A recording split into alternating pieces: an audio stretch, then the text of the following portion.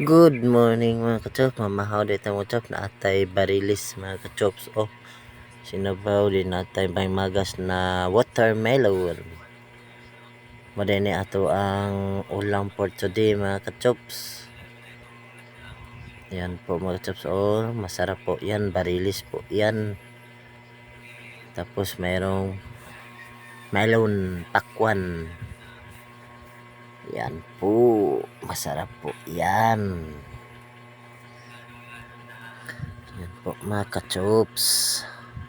Tapos mayroon din tayong lechon manok. Yan po mga kachops. Lechon manok po yan. Pag may manok, hindi po mawala yung Coca-Cola natin. Yan po. Sino po gustong kumakain? Hindi kayo, kain na po tayo.